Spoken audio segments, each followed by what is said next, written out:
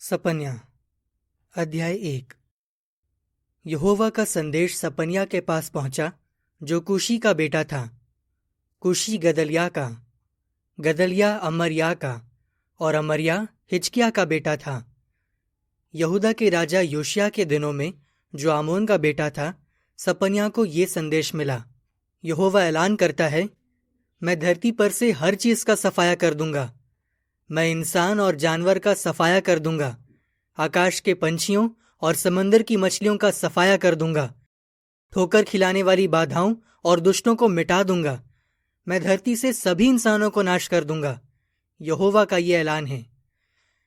मैं यहूदा के खिलाफ और यरूशलेम के सभी निवासियों के खिलाफ अपना हाथ बढ़ाऊंगा। मैं इस जगह से बाल की हर निशानी मिटा दूंगा। पराये देवताओं के पुजारियों के साथ साथ याजकों के नाम मिटा दूंगा। मैं उन सब को मिटा दूंगा जो छत पर आकाश की सेनाओं को दंडवत करते हैं, जो यहोवा को दंडवत करने और उसके वफादार रहने की शपथ खाने के साथ साथ मलकाम के वफादार रहने की भी शपथ खाते हैं, जो यहोवा के पीछे चलना छोड़ देते हैं और ना यहोवा की खोज करते हैं, ना ही उसकी मर्जी पूछते हैं। सारे जहान के मालिक यहोवा के सामने चुप रहो, क्योंकि यहोवा का दिन करीब है। यहोवा ने एक बलिदान तैयार किया है। उसने मेहमानों को तैयार किया है। जिस दिन मैं यहोवा बलिदान चढ़ाऊंगा, उस दिन मैं हाकिमों से, राजा के बेटों से और उन सब से हिसाब मांगूंगा जो विदेशी कपड़े पहनते हैं। उस दिन मैं उन सभी से हिसाब मांगूंगा जो मंच पर चढ़ते हैं, अपने मालिक का घर हिंसा और धोखाधड़ी से भर देते हैं। यहोवा ऐलान करता है, उस दिन मछली फाटक से हो हल्ला सुनाई देगा। शहर के नए हिस्से से रोने पीटने की आवाजें आएंगी और पहाड़ियों से जोरदार धमाका सुनाई देगा। मकतेश के निवासियों, जोर जोर से रो, क्योंकि सारे व्यापारी मारे गए। चांदी तौलने वाले सभी नाश हो गए। उस समय मैं दिए लेकर यरूशलेम का कोना कोना छान मारूंगा। मैं उनसे हिसाब मांगूंगा जो बेफिक्र रहते हैं और अपने दिल में कहते हैं, यहोवा ना भला करेगा ना बुरा। उनकी दौलत लूट ली जाएगी और उनके घर तहस नहस कर दिए जाएंगे। वो घर बनाएंगे मगर उनमें नहीं रह पाएंगे। अंगूरों के बाग लगाएंगे मगर उनकी दाख मदिरा नहीं पी पाएंगे। यहोवा का महान दिन करीब है।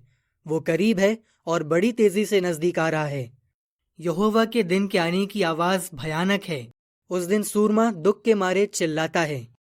वो दिन जलजलाहट का दिन है, मुसीबतों और चिंताओं का दिन, आंधी और तबाही का दिन, घोर अंधकार का दिन, काले घने बादलों का दिन, किलेबंद शहरों और कोने की ऊंची मीनारों के खिलाफ नरसिंगा फूंकने और युद्ध का ऐलान करने का दिन है। मैं सभी इंसानों पर विपत्ति लाऊंगा और वो अंधों की तरह चलेंगे, क्योंकि उन्होंने यहोवा के खिलाफ पाप किया है। उनका खून धूल की तरह और उनकी लाशें गोबर की तरह पड़ी रहेंगी। यहोवा की जलजलाहट के दिन उनके सोने चांदी से उनका बचाव नहीं होगा। उसके क्रोध की आग से पूरी धरती भस्म हो जाएगी, क्योंकि वो धरती के सब निवासियों का सफाया कर देगा। वाकई भयानक तरीके से सफाया कर देगा। अध्याय 2।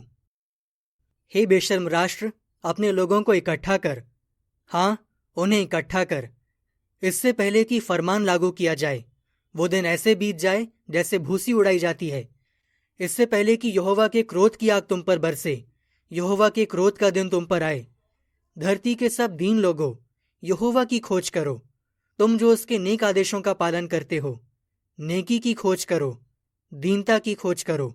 मुमकिन है यहोवा के क्रोध के दिन तुम्हारी हिफाजत की जाएगी, क्योंकि गाजा नगरी सुनसान हो जाएगी और अश्कलोन उजाड़ दी जाएगी। अशदोद को भरी दोपहरी में खदेड़ दिया जाएगा और एक्रोन जड़ से उखाड़ दी जाएगी। उन लोगों का बहुत बुरा होगा जो समुंदर किनारे रहते हैं, जो करेती जाति के हैं। यहोवा ने तुम्हें सजा सुनाई है। हे पलिश्तियों के देश कनान, मैं तुझे नाश कर दूंगा। तेरे यहां एक भी निवासी नहीं बचेगा। समुंदर किनारे का इलाका चरागाह बन जाएगा, जहां चरवाहों के लिए कुएं और भेड़ों के लिए पत्थर के बाड़े होंगे। वो इलाका यहूदा के घराने के बचे हुए लोगों का हो जाएगा। वो वहां खाएंगे। अश्कलोन के घरों में वो शाम को लेटेंगे, क्योंकि उनका परमेश्वर यहोवा उन पर ध्यान देगा और उनके लोगों को इकट्ठा करके बंधुआई से वापस लाएगा। मुआब ने मेरे लोगों को जिस तरह बदनाम किया है, अम्मोनियों ने जिस तरह अपमान किया है, वो मैंने सुना है। उन्होंने मेरे लोगों पर ताने कसे और घमंड से भरकर उनका इलाका हड़पने की धमकी दी। सेनाओं का परमेश्वर और इस्राएल का परमेश्वर यहोवा ऐलान करता है, इसलिए मैं अपने जीवन की शपथ खाकर कहता हूँ, मोआब सदोम जैसा हो जाएगा, अम्मोनी लोग अमोरा जैसे हो जाएंगे। उनका इलाका बिच्छू बूटी और नमक का प्रदेश बन जाएगा और हमेशा के लिए उजाड़ पड़ा रहेगा। मेरी प्रजा के बचे हुए लोग उन्हें लूट लेंगे, मेरे राष्ट्र के बचे हुए लोग उन्हें वहां से भगा देंगे। उन्हें घमंड करने का यही सिला मिलेगा, क्योंकि उन्होंने सेनाओं के परमेश्वर यहोवा के लोगों पर ताने कसे और उनसे खुद को ऊंचा उठाया था। यहोवा उनके लिए खौफनाक साबित होगा, क्योंकि वो धरती के सभी देवताओं को बेकार कर देगा और राष्ट्रों के सभी द्वीप उसे दंडवत करेंगे, अपनी अपनी जगह से दंडवत करेंगे। तुम इथियोपिया के लोग भी मेरी तलवार से मारे जाओगे।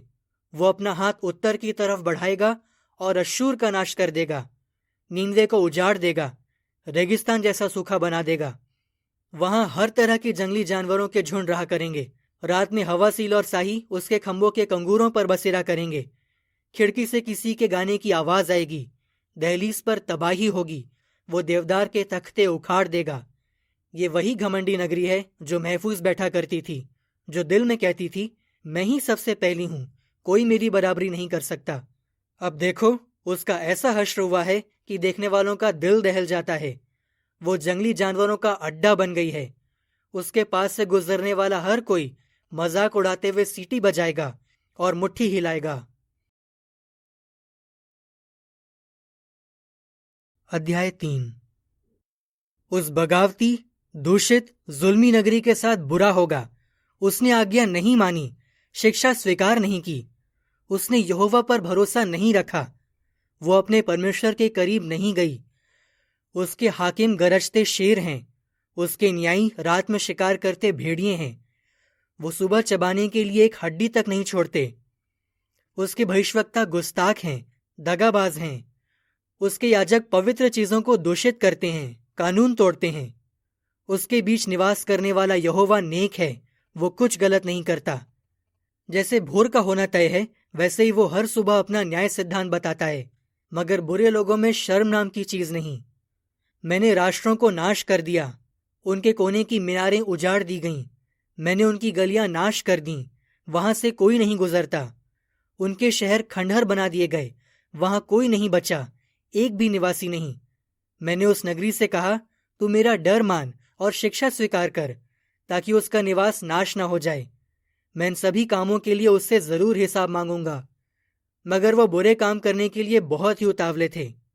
यहोवा ऐलान करता है, तुम लोग उस दिन तक मेरा इंतजार करो जिस दिन मैं लूट का माल लेने के लिए उठूंगा, क्योंकि मेरा फैसला है कि राष्ट्रों को इकट्ठा किया जाए, राज्यों को जमा किया जाए, ताकि उन पर अपनी जलजलाहट और सारा क्रोध उंडेल दूं। क्योंकि मेरे गुस्से की आग से पूरी धरती भस्म हो जाएगी। तब मैं देश देश के लोगों को एक शुद्ध भाषा सिखाऊंगा, ताकि वो सब यहोवा का नाम पुकारें, कंधे से कंधा मिलाकर उसकी सेवा करें।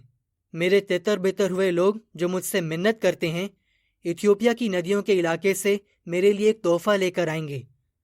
तूने मुझसे बगावत करके जितने काम किए हैं, उनकी वजह से उस दिन तुझे शर्मिंदा नहीं होना पड़ेगा, क्योंकि तब मैं तेरे बीच से घमंडियों को निकाल दूंगा जो डींगे मारते हैं, और तू फिर कभी मेरे पवित्र पहाड़ पर घमंडी नहीं होगी।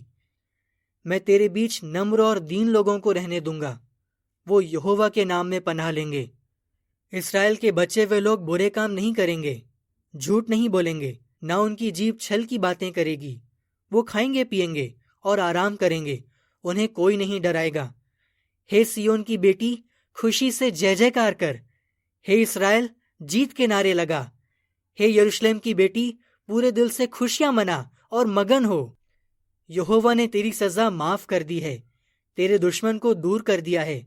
इस्राएल का राजा यहोवा तेरे बीच है। अब तुझे फिर कभी विपत्ति का डर नहीं होगा।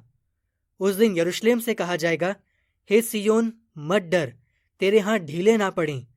तेरा परमेश्वर यहोवा तेरे बीच है, एक वीर योद्धा की तरह वो तुझे बचाएगा। वो तेरी वजह से बहुत खुश होगा, तुझसे प्यार करने की वजह से वो शांत रहेगा। वो तुझे देखकर खुशी से चिल्लाएगा।